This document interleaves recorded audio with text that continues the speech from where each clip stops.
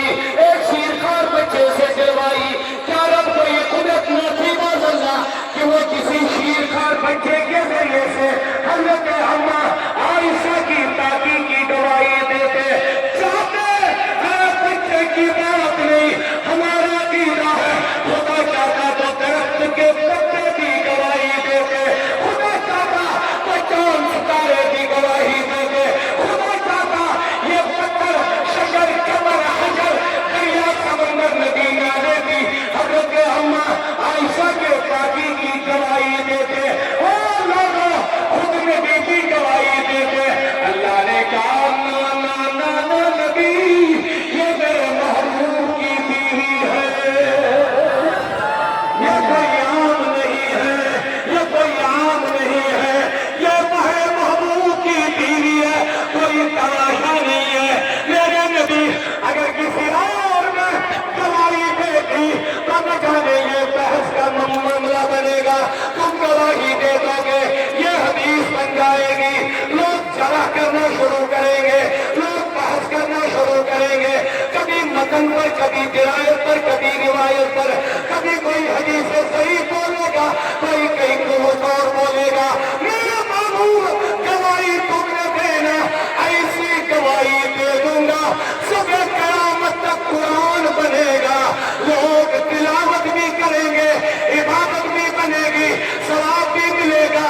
आयशा की ताकी एक बार नहीं, लातेदार बार सुबह क़यामत तक बयान होती रहेगी।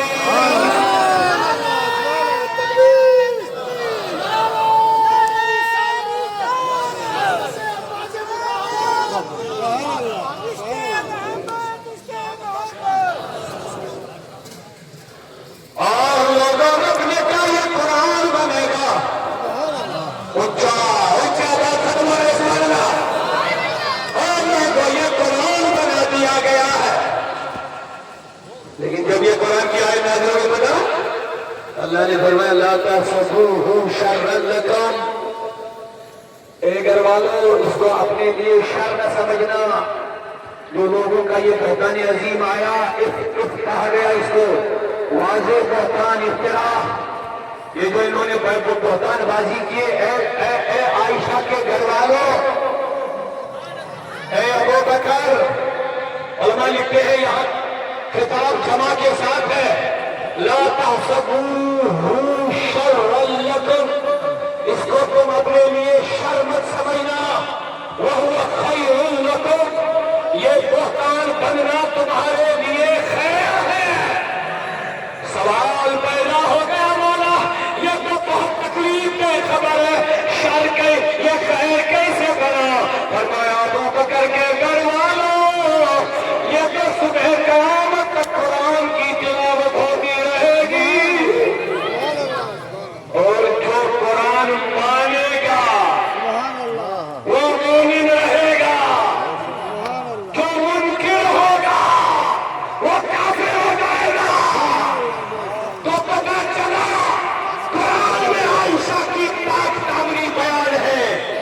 अब अगर आज कोई अम्मा आयशा पर ज़बान खोल देता है भोंकने के लिए, तो कुरान कहता है वो काफिर हो जाता है।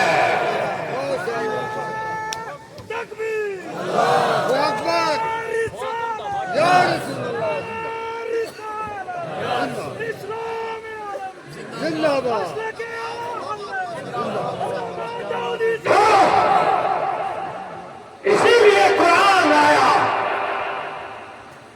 क्योंकि आयशा के दुश्मन आज भी दुनिया में मौजूद है, जो आज भी आयशा पर तहमत बरकरार रखे हुए हैं। लेकिन कुरान ने कहा जो मानेगा मोमिन है, नहीं मानेगा काफिर है, क्योंकि कुरान में गवाही आई है। क्या बात है, जरा प्यार से सुभान अल्लाह। तो ये है अम्मा आयशा की अज़मतें। इसीलिए मैंने पहले अगर आपको याद है, मैंने कहा 5 नमाजों के साथ आपको शायद याद ही नहीं रहा, आपको जवाब देना पड़ेगा। 5 नमाजों के साथ कभी कभी نماز پڑھا کرو. کیوں؟ کیوں؟ کیونکہ ہم سنی ہیں. کیونکہ ہم سنی ہیں. کیا مبارک گھڑی ہے. کون ہوگی جو اپنے قائد کی بیوی پر تہمت لگائے گی؟ اللہ خود گواہی دے رہا ہے. کیا بات ہے. پھر آگے بہت لمبی بحث ہے. اللہ نے فرمایا لوگوں تمہیں تو فوراً اسی صورت کرنا چاہیے تھا. انداز دیکھیے کیا ہے اللہ کا. جب تمہارے پاس ایک بہتان عظیم آیا تمہیں فوراً اس کو ریجیکٹ کرنا تھا. تھوڑا آگے فرمانا اسی آیت میں تم نے کیوں سوچ بچار کرنا شروع کر لیا اس کا. جو ہی تمہارے پاس یہ بات آ گئی تھی کہ عائشہ اس معاملے سے آئے تو ایک دم آپ کو ایک ساتھ اس کو ریجیکٹ کرنا تھا. اس کا کوئی بات ہی نہیں کرنا تھا. اب ایک آگے اور ایک لمبی بحث ہے ادھر جانے کا نہیں بچا مجھے. کچھ لوگ کہتے ہیں کہ اگر حضور کو پہلے پتا تھا عائشہ ٹھیک ہے تو نبی پاک صلی اللہ علیہ وسلم نے خود کیوں گواہی دی. بڑے سوالات کرتے ہیں لوگ اس پر. ان کو علم غیب رسول کا انکار کرنا ہے. لیکن عائشہ نے کیا خوب فرمایا. اسی لیے رسول نے خود گواہی نہیں دی. رب نبی جانتا تھا رب قرآن ملنے والا ہے. اگر حضور کو بھی تردد والی جماعت میں شامل کرو گے تو جواب دینا پڑے گا.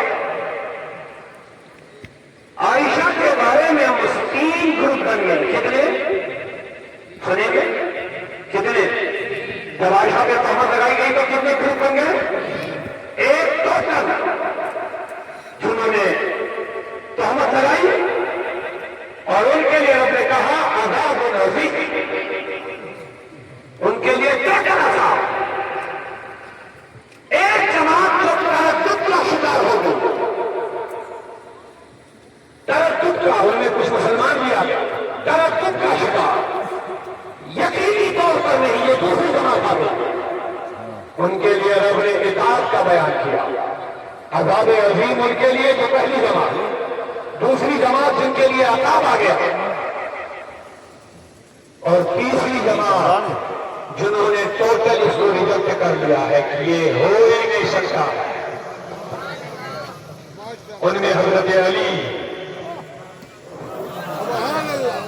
ان میں حضرت علی, ان میں حضرت عمر, جنہوں نے مصطفیٰ کریم سے کہا, بڑا پیارا جملہ انہوں نے کہا نبی اللہ نے تمہارے جسم کو مکھی بیٹھنے سے پاک رکھا ہے.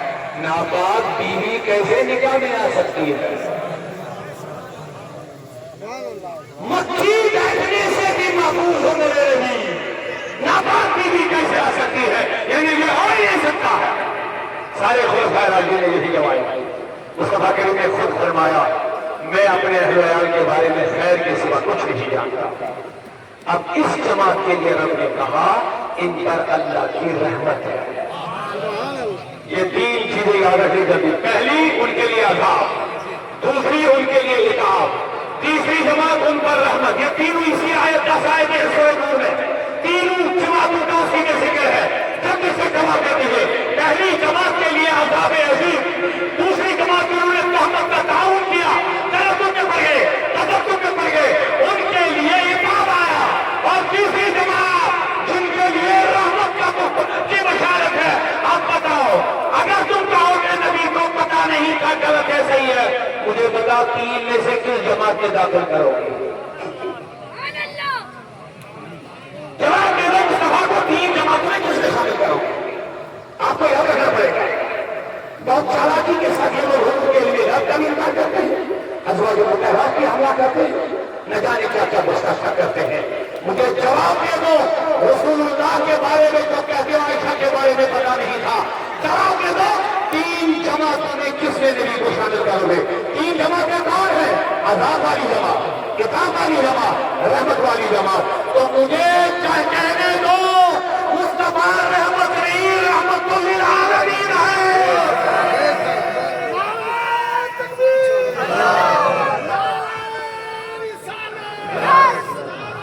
تو یہ ہے ہم عائشہ. قرآن کہتا ہے مومن مرد اور مومن عورتیں نیکیوں کا حکم دیتی ہے, برائیوں سے روک دیتی ہے. تو اما عائشہ فرماتے ہیں ایک دن ایک عورت مصطفیٰ کریم سے ملنے آئی. حضور نے فرمایا عائشہ کو آدھا دین سمجھو, آدھا علم انہی کے ذریعے سے امت کو پہنچا ہے. عائشہ نہ ہوتی تو عورتوں کے مسائل عورتوں تک نہ پہنچتے. اما عائشہ کے پاس عورتیں آتی تھی, مسئلے سناتی تھی. اما عائشہ حضور کے پاس جا کر مسئلہ دریافت کرتی تھی, پھر عورتوں کو وہ مسئلے تفصیل کے ساتھ سمجھاتی تھی. کیا بات ہے. ایک دن ایک عورت آئی رسول صلی اللہ علیہ وسلم, حضرت عائشہ کو بلا لایا. سنے فرمایا عائشہ نے اس کے سر سے دوپٹہ اٹھایا اور اس کے ٹکڑے کر دیے. اما عائشہ نے اس عورت کے سر سے دوپٹہ ہٹایا اور اس کے ٹکڑے کیے, اور دوسرا والا دوپٹہ موٹا وہ اس کے سر پہ رکھ لیا. فرماتے جب سر پہ رکھا تو اس عورت نے عرض کی حضور عائشہ, اما عائشہ یہ کیا کیا تم نے؟ کہا تمہارے سر پہ جو دوپٹہ تھا یہ اتنا پتلا تھا, اس کے بیچ میں نظر جا کر کے تیرے بالوں کی رنگت نظر آتی تھی, سیاہی نظر آتی تھی.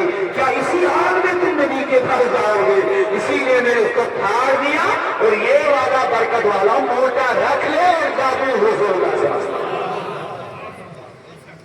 تو جہاں ہاتھ چلتا تھا وہاں ہاتھ چلاتی تھی, جہاں زبان چلنا چلانا تھی وہاں زبان کے ذریعے سے لوگوں کو نصیحت کرتی تھی.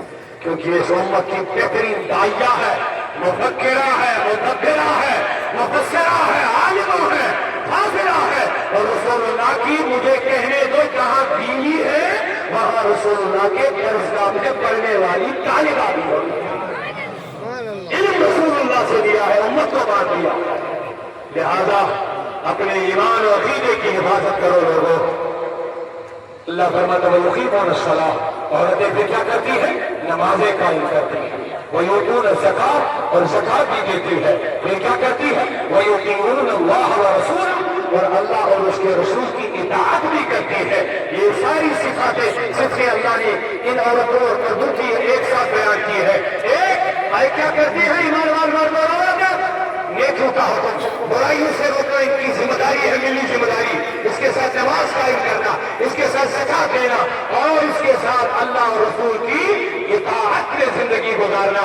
تو یہ ہے وہ مرد اور عورتیں, اولئک سیرحمہم اللہ. اللہ کہتا ہے انہی لوگوں کے لیے میری رحمت ہے.